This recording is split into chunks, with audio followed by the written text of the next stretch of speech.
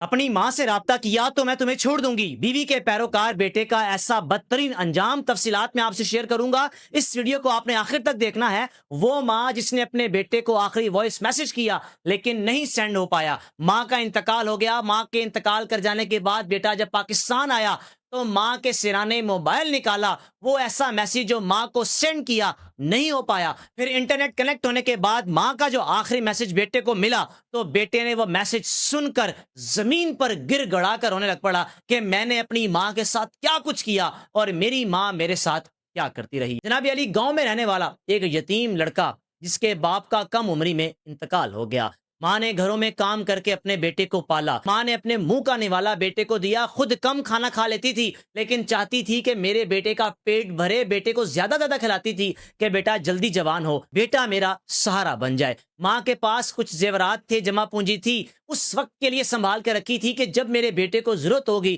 میں تب بیچوں گی۔ اس سے پہلے اگر مجھے گھروں میں کام کرنا پڑتا ہے میں گھروں میں کام کر کے اپنے بیٹے کو پال لوں گی۔ بیٹے کا میٹرک ہوا، بیٹے کا انٹر ہوا، بیٹے کی گریجویشن کمپلیٹ ہوئی، پھر اس کے بعد اپنی ماں سے کہا اماں جان میں یو کے جانا چاہتا ہوں مزید تعلیم کے لیے، یو کے جا کر محنت کروں گا، آپ کو اپنے پاس بلا لوں گا۔ ماں نے ایک لمحے کے لیے سوچا بیٹا میں ہوں تو اکیلی لیکن یہ تمہاری خوشی ہے، تم جانا چاہتے ہو، مجھے تمہاری خوشی سے بڑھ کر کچھ نہیں چاہیے۔ لو میرے پاس جو میرے زیورات ہیں، جو میرا سیٹ ہے سونے کا، اس کو بیچو، اور پیسے بھی چاہیے تو میں قرض اٹھا لیتی ہوں لیکن تم نے اپنی خوشی پوری کرنی ہے۔ میں چاہتی ہوں کہ تم پاکستان سے برطانیہ جاؤ، تعلیم حاصل کرو، خوش رہو، میں یہاں پر رہ لوں گی، محلے دار آتے ہیں، ہمسائے میں میری دوستیں رہتی ہیں، میرا وقت گزر جایا کرے گا لیکن تم نے خوش رہنا ہے۔ بیٹا اپنی ماں کو آخری بار یہ کہہ کر گیا کہ اماں جان پریشان نہیں ہونا، باقاعدگی سے پیسے بھیجتا رہوں گا، ویڈیو کال پر ہماری بات ہوتی رہا کرے گی اور جلد میں آپ کو اپنے پاس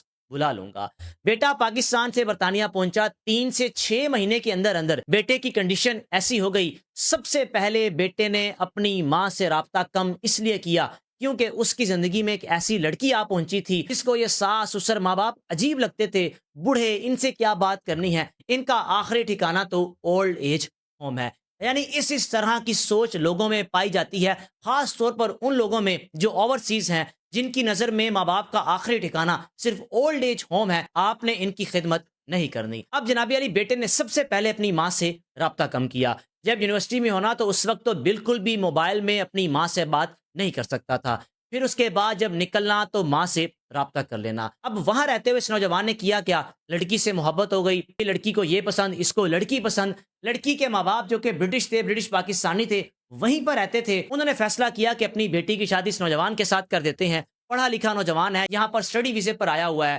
اکیلا ہے، ایک بوڑھی ماں ہے جو پاکستان میں رہتی ہے۔ ماں پریشان کہ بیٹے نے مجھ سے رابطہ کیوں کم کر لیا۔ تب تک تو رابطہ پھر بھی کبھی کبھار ہو جاتا تھا جب تک شادی نہیں ہوئی۔ بیٹے نے اپنی ماں کو بتایا اماں جان میں نے شادی کر لی۔ ماں کہنے لگی بیٹا تم ایک ہی بیٹے تھے، میری خواہش تھی میں تمہیں ہار پہناؤں، تمہیں اسٹیج پر لے کے جاؤں، میں تمہاری شادی پر بنگڑے ڈالوں۔ بیٹا یہ خوشی میں خود کرنا چاہتی تھی لیکن تمہاری خوشی سے بڑھ کر مجھے کچھ عزیز نہیں، تم نے اگر خود شادی کر لی تو مجھے یہ شادی قبول ہے۔ جناب یعنی شادی کے بعد ایسی چیزیں تبدیل ہوئی کہ بیٹے کا اپنی ماں سے رابطہ کم ہو گیا۔ دوسری جانب پاکستان بیٹھے ماں بیمار، لوگوں نے آ کر ہمسایوں نے پوچھنا بیٹا کب آ رہا ہے؟ ماں ہمیشہ کہا کرتی تھی بس جلد آ رہا ہے۔ 2 سال گزر گئے، 3 سال گزر گئے، 4 سال تک گزر گئے، ہمسایوں نے آ کر ایک ہی سوال کرنا بیٹا کب آ رہا ہے؟ ماں نے یہی کہنا بیٹا جلد آ رہا ہے۔ لیکن ہمسایوں کو کیا معلوم ہو کہ بیٹے کا تو اپنی ماں سے رابطہ نہ ہونے کے برابر ہے۔ کبھی کبھار حال احوال پوچھ لیا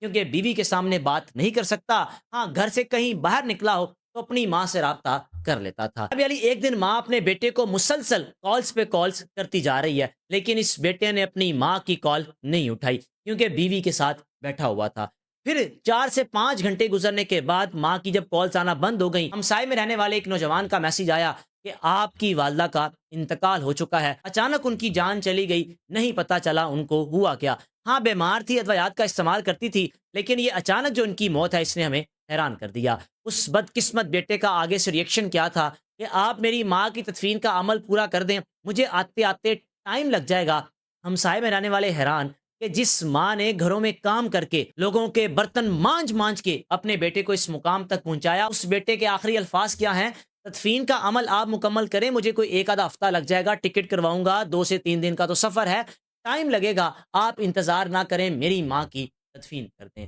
وہ محلے دار ایک دوسرے سے باتیں کر رہے ہیں کہ کیسی قسمت پائی اس بوڑھی عورت نے، گھروں میں کام کر کے پہلے تو یہ بیوہ ہو گئی، ایک بیٹا تھا جو کہ یتیم تھا، اس کو سنبھالنے کے لیے اس نے اپنی شادی نہیں کی، قربانی دے دی، لیکن اس بیٹے نے بڑے ہو کر ماں کی قربانی کا کیا صلہ دیا، ماں کے انتقال پر نہیں پہنچ سکا اور اس کو UK گئے بھی 4 سے 5 سال ہو چکے ہیں۔ اب جناب ہفتے بعد بیٹا پاکستان آیا، بیوی جو کہ ناراض ہو چکی تھی، لیکن اب اس کو ہمسائے والے مسلسل رابطہ کرتے رہتے تھے، تم کیسے بیٹے ہو، تم آئے نہیں۔ محلے داروں کا، ہمسائے میں رہنے والے لوگوں کو خاموش کروانے کے لیے اس نے پاکستان آنے کا فیصلہ کیا، ماں کی خاطر نہیں آیا، صرف دیکھنے آیا کہ ماں جہاں رہتی تھی کیا حالات تھے، اس گھر کو تالا مار دیتا ہوں یا اس گھر کو بیچ دیتا ہوں۔ جب آیا، گھر داخل ہوا، ماں کا بستر ویسے کا ویسے پڑا ہوا تھا، ماں کے بستر کے نیچے ایک موبائل فون جس کے ذریعے ماں اپنے بیٹے سے رابطہ کرتی رہتی تھی۔ ماں نے اپنے بیٹے کو آخری وائس میسج کیا، لیکن شاید انٹرنیٹ نہ ہونے کی وجہ سے وہ میسج نہیں سینڈ ہو پایا۔ بیٹے نے آ کر جب اس موبائل کو دیکھا،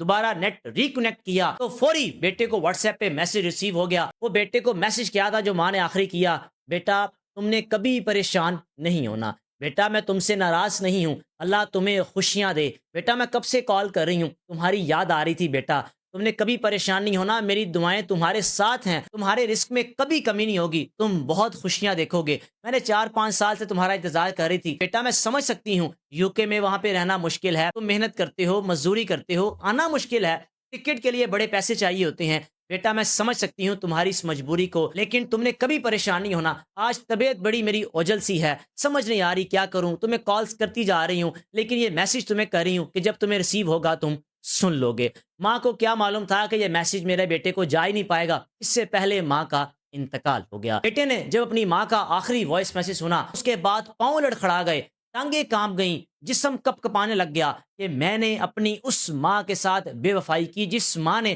مرتے مرتے بھی مجھے دعائیں دیں، اس کے منہ سے بد دعا نہیں نکلی، اس نے میری ہاں میں ہاں ملائی، کبھی اس نے یہ نہیں کہا بیٹا ایسے نہ کرو، وہ میری خوشی میں خوش ہوئی، لیکن میں نے اپنی ماں کے ساتھ کیا کیا۔ یہ بیٹا دوبارہ تو UK چلا گیا، لیکن UK جانے کے بعد اپنی پاکستانی کمیونٹی کو بتاتا ہے کہ میں وہ بدبخت ہوں جس بدبخت نے اپنی ماں کی قدر نہیں کی، آپ لوگ اپنی ماں کی قدر کیا کرو، کیونکہ بدقسمتی سے ماں باپ جب دنیا سے چلے جاتے ہیں، پھر اس کے بعد اولاد کو زیادہ اپنے ماں باپ کی قدر و قیمت کا اندازہ ہوتا ہے کہ ماں باپ کیا شے تھے، ان کے جانے کے بعد پتہ چلتا ہے کہ ماں اور باپ کیا تھے۔ رائے کا لازمی اظہار کیجیے گا، اپنے والدین کی جتنی ہو سکتی ہے قدر و قیمت کریں اور اپنے ماں باپ کے ساتھ رابطے میں رہیں، پردیس میں ہیں تو رابطے میں رہیں، پاکستان میں ہیں، پاس ہیں تو اپنے ماں باپ کو وقت دیں، کیونکہ یہ وہ چیز ہے، یہ وہ شے ہے، جتنی دعائیں ان سے لے سکتے ہیں لے لیں، آپ کی زندگی کی تقدیر بدل جائے گی۔ میزبان کو اجازت دیجیے، اللہ